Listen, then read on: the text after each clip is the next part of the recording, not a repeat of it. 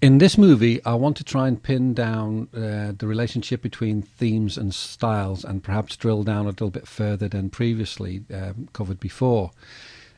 I always found a great deal of trouble with this because it's very difficult to understand the relationship between them, because at one level they look the same and it looks like, there's no difference between styles and themes, but it's important to see how they relate to each other, and hopefully this movie will help you work through that. And I want to drill down a little bit into the colours and fonts behind them to describe why it is what it is.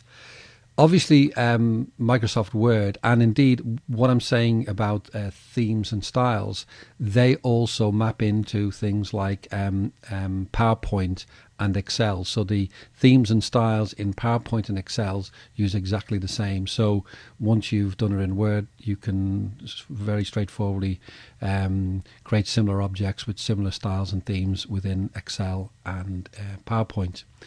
So let me talk about themes and styles. Basically, a theme is really just a collection of colours, fonts, and theme effects. And styles or in particular style sets, are colour fonts and paragraph spacing. If you like, in order to create the look of a document, and I've got a document there, you can see that has a very specific look.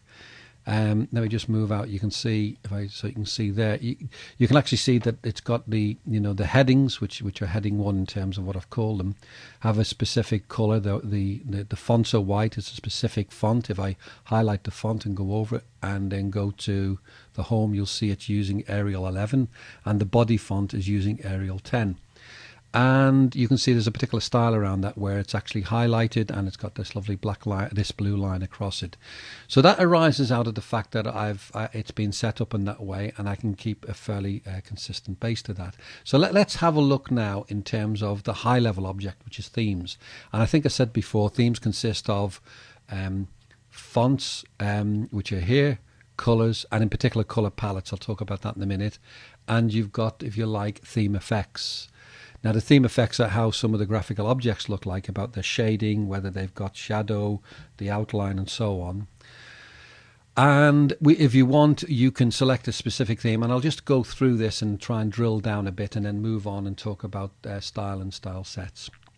If you look at the theme here at the moment, the default theme is actually the Office theme, and if I highlight it, there's a little box that pops up and tells me.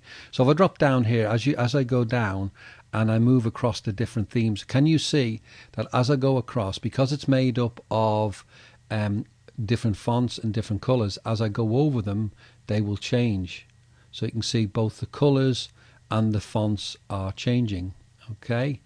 But generally speaking, the paragraphing and other bits aren't changing, just those fonts and colours and some of the graphical effects which are embedded in there.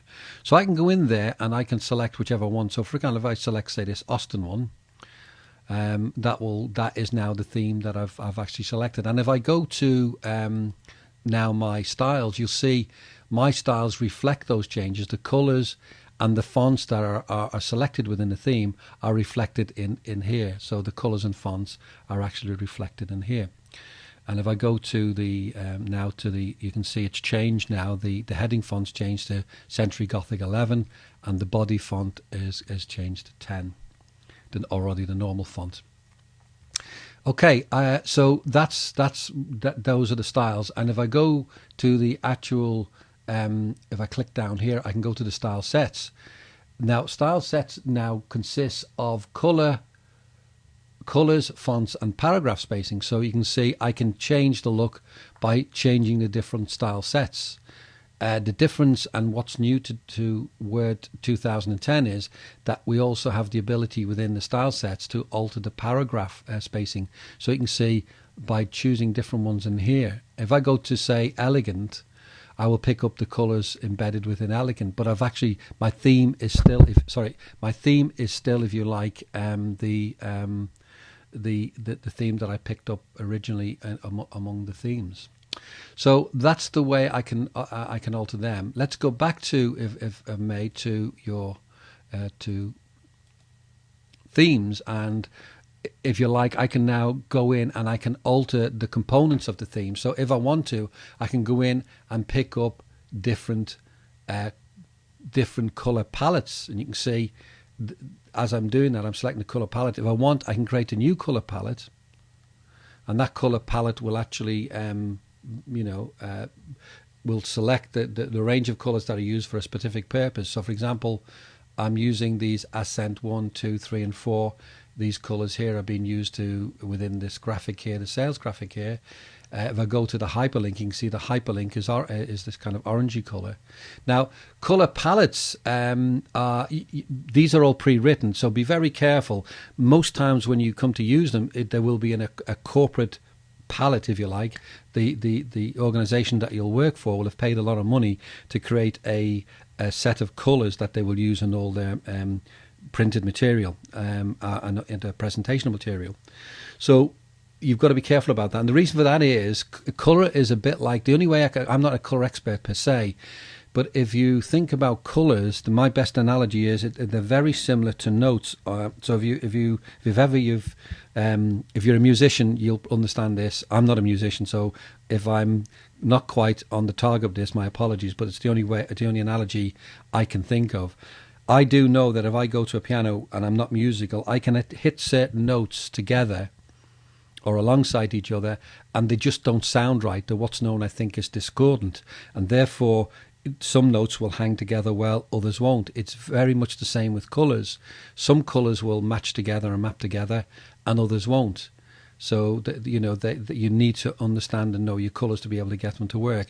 There's the old adage of red and green should never be seen unless there's something in between. The implication of that little saying is that red and green side by side are discordant.